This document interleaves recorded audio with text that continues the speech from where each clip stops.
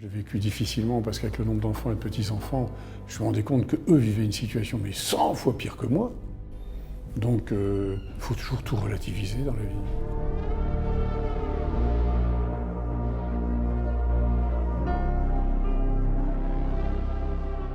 Alors les craintes des patients atteints de myélome, c'est d'une part le risque de contracter la maladie, qui est plus important de par l'immunosuppression, le fait qu'ils sont en cours de traitement et qu'ils ont une maladie qui touche leur système immunitaire aussi, le risque de faire des complications plus sévères de par cette infection au Covid-19, et aussi l'isolement social et le fait d'avoir moins de contacts et moins de support psychologique. Ce que j'ai mal vécu, c'est peut-être les vaccinations qui tardaient.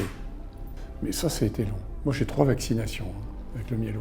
Je pense qu'il est très important que le plus de personnes possible se fassent vacciner. Il faut faire confiance à la science et aux médecins.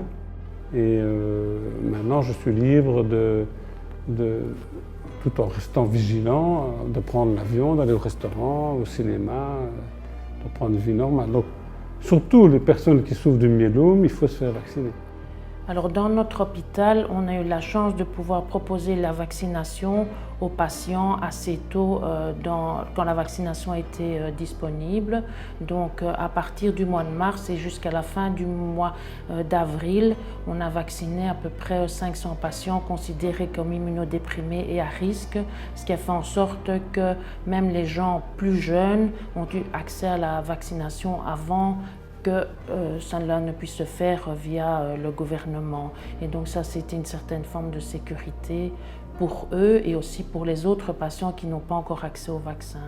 Depuis la vaccination, les patients sont soulagés parce qu'aussi on essaye de vacciner au maximum leur entourage, puisque eux peuvent éventuellement un peu moins bien répondre à la vaccination, donc ils se sentent plus protégés.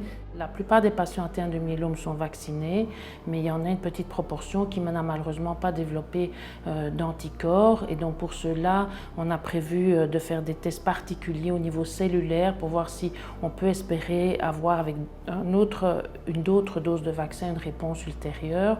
Et bien sûr, en règle générale, même si les gens ont des anticorps, on leur recommande de faire attention dans les contacts qu'ils ont. On leur recommande de continuer à porter le masque et à se laver les mains, en tout cas en public ou dans les endroits où il y a assez bien de monde.